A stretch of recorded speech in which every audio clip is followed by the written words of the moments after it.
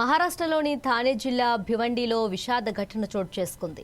4 అంతస్తుల భవనం అర్ధరాత్రి ఒక్కసారిగా కుప్పకూలడంతో 6 ప్రాణాలు కోల్పోయారు. ప్రమాదం జరిగిన భవనంలో ఒక్కో అంతస్తులో 12 మంది చొప్పున మొత్తం 48 గదులున్నాయి.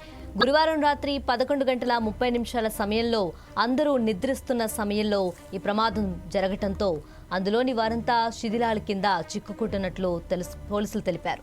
సమాచారం అందుకున్న వెంటనే జాతీయ విపత్తు ప్రతిస్పందన దళం బృందాలు, స్థానిక పోలీసులు, అగ్నిమాపక సిబ్బంది సంఘటనా స్థలానికి చేరుకొని సహాయక చర్యలు చేపట్టారు.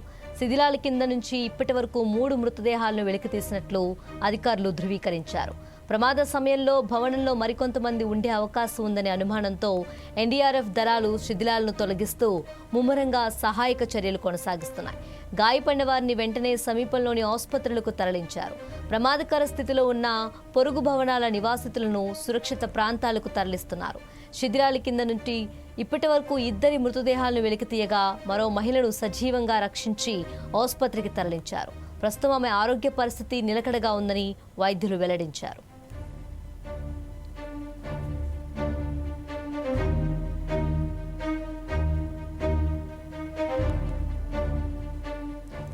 కోహినూర్ భవనాన్ని మున్సిపల్ కార్పొరేషన్ గతంలోనే ప్రమాదకర నిర్మాణంగా గుర్తించింది. దీనిని కేటగిరీ సి భవనంగా వర్గీకరిస్తూ వెంటనే ఖాళీ చేయాలని పలుమార్లు నోటీసులు జారీ చేసింది. నోటీసుల అనంతరం చాలా మంది నివాసితులు భవనాన్ని ఖాళీ చేసినప్పటికీ కొందరి మాత్రం అక్కడే నివసిస్తూ ఉన్నారు. ప్రమాదం జరిగిన సమయంలో భవనంలో మరమ్మత్తు పనులు కూడా కొనసాగుతున్నట్లు అధికారులు తెలిపారు. నిర్మాణంలో ప్రతి అంతస్తులో 12 గదులు చొప్పున మొత్తం 48 గదులున్నాయని అధికారులు వెల్లడించారు. భవనం శిథిలావస్థలో ఉన్నప్పటికీ మరమ్మతులు చేస్తూ కొందరు అక్కడే ఉండిపోవటం ఈ ప్రమాదానికి కారణమైందని భావిస్తున్నారు. ఈ ఘటనపై మేయర్ నారాయణ్ చౌదరి కీలక వ్యాఖ్యలు చేశారు.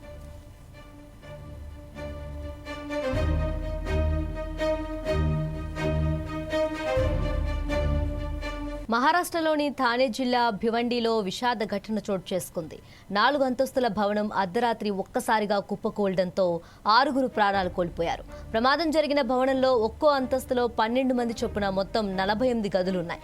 గురువారం రాత్రి 11:30 సమయంలో అందరూ నిద్రిస్తున్న సమయంలో ఈ ప్రమాదం జరగటంతో అందులోని వారంతా శిథిలాల కింద చిక్కుకుంటున్నట్లు పోలీసులు తెలిపారు. సమాచారం అందుకున్న వెంటనే జాతీయ విపత్తు ప్రతిస్పందన దళం బృందాలు, స్థానిక పోలీసులు, అగ్నిమాపక సిబ్బంది సంఘటనా స్థలానికి చేరుకొని సహాయక చర్యలు చేపట్టారు.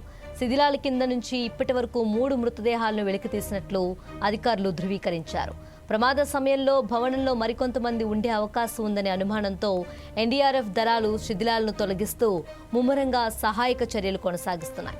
గాయపడిన వారిని వెంటనే సమీపంలోని ఆసుపత్రులకు తరలించారు. ప్రమాదకర స్థితిలో ఉన్న పొరుగు భవనాల నివాసితులను సురక్షిత ప్రాంతాలకు తరలిస్తున్నారు. శిథిలాల కింద నుండి ఇప్పటి వరకు 2 మృతదేహాలను వెలికితీయగా మరో మహిళను సజీవంగా రక్షించి ఆసుపత్రికి తరలించారు. ప్రస్తుతం ఆమె ఆరోగ్య పరిస్థితి నిలకడగా ఉందని వైద్యులు వెల్లడించారు.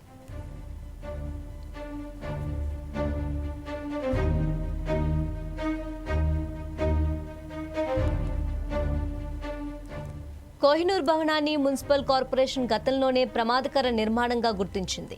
దీనిని కేటగిరీ సి భవనంగా వర్గీకరిస్తూ వెంటనే ఖాళీ చేయాలని పలుమార్లు నోటీసులు జారీ చేసింది. నోటీసుల అనంతరం చాలా మంది నివాసితులు భవనాన్ని ఖాళీ చేసినప్పటికీ కొందరి మాత్రం అక్కడే నివసిస్తూ ఉన్నారు. ప్రమాదం జరిగిన సమయంలో భవనంలో మరమ్మత్తు పనులు కూడా కొనసాగుతున్నట్లు అధికారులు తెలిపారు. నిర్మాణంలో ప్రతి అంతస్తులో 12 గదులు చొప్పున మొత్తం 48 గదులున్నాయని అధికారులు వెల్లడించారు. భవనం శిథిలావస్థలో ఉన్నప్పటికీ మరమ్మతులు చేస్తూ కొందరు అక్కడే ఉండిపోవటం ఈ ప్రమాదానికి కారణమైందని భావిస్తున్నారు. ఈ ఘటనపై మేయర్ నారాయణ్ చౌదరి కీలక వ్యాఖ్యలు చేశారు.